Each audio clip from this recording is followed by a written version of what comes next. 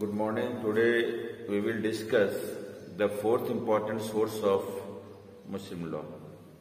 We are discussing the primary source of Muslim law, and we have discussed till date three sources of primary sources of Muslim law.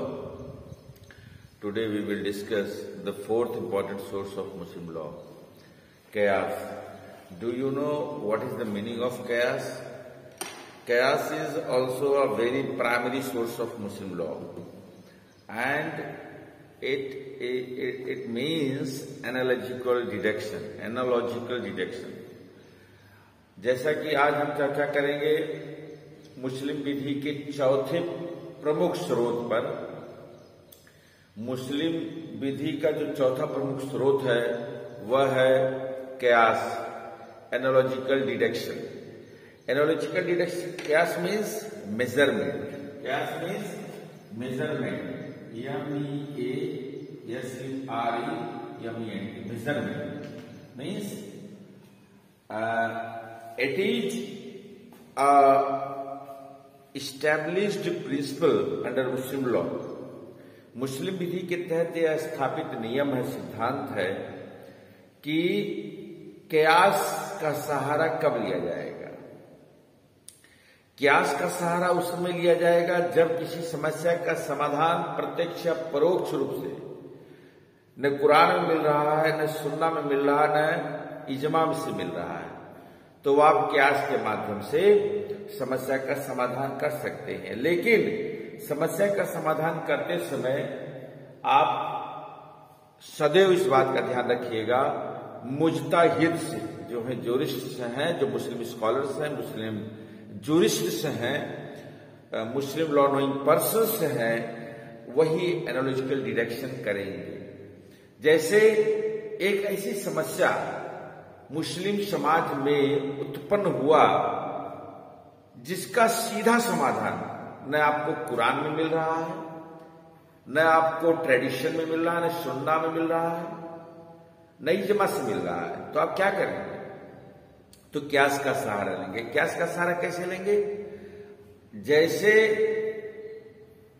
किसी, मैं उदाहरण दे रहा हूं, जैसे किसी महिला पे आप तेजाब फेंक देते। तेजाब फेंकने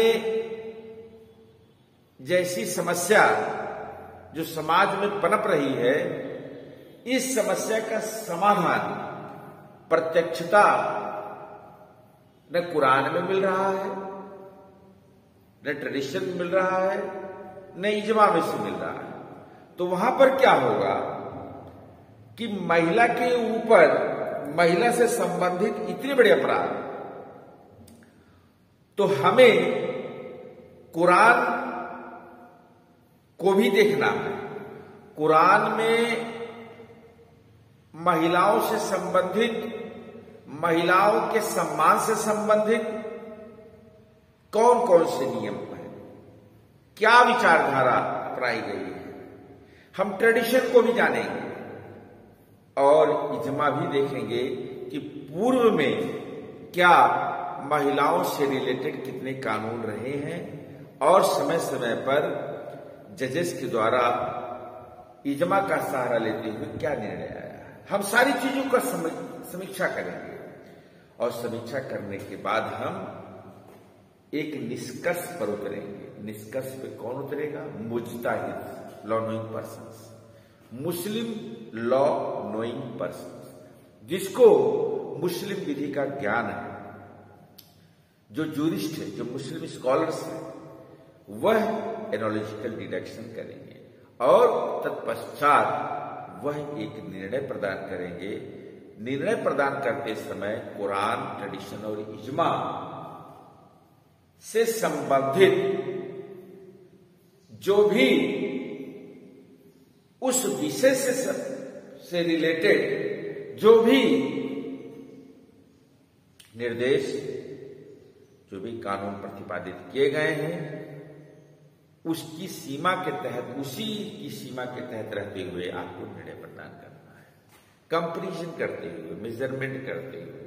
क़यास and You have to know the nature of the new problem. आपको भी जानना है कि किस प्रकृति का यह समस्या है जो नई समस्या आ रही है. And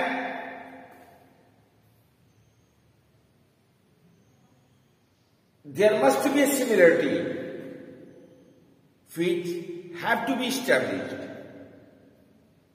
between the new problem and the identical problem given in the text. For establishing similarity, reasons or the sense behind the text was taken into account rather than the meaning of its apparent words. Means नया समस्या जो है और जो text में जो समस्या का समाधान दिया गया है उसके बीच आपको समझना पड़ेगा और उसके बाद निर्णय लेना पड़ेगा. And number second, after establishing the analogy, the solution of the problem given in the text was applied to the new problem. As I have stated earlier, जैसे मैंने पहले भी आपसे बताया है कि मुजतहिद shall always establish analogy. Analogy को स्थापित करने का काम कौन करेगा? Law knowing person, jurist. He deduced the law from the definite text of Quran Sunnah. वह कानून को प्रतिपादित करेगा किस सिद्धांतों पर चलते हुए, किस सिद्धांतों पर ध्यान रखते हुए, जो सिद्धांत हमारे कुरान में दिया गया, सुन्ना में दिया गया और इजमा में दिया गया. शिया कम्युनिटी किन किन सोर्सों को प्राथमिकता देती है? कुरान, ट्रेडिशन, इजमा, ये तीन को देती है. लास्ट में अकल, जो अकल है अकल को ध्यान देती है. रीजन को ध्यान देती है. But Shia is to some extent silent regarding the matter of Qiyas. Qiyas को लेकर बहुत मामलों में कि Shia साइलेंट हैं, Shia इसको फॉलो नहीं करते. तो आपका आज प्राइमरी सोर्स कंप्लीट होता है.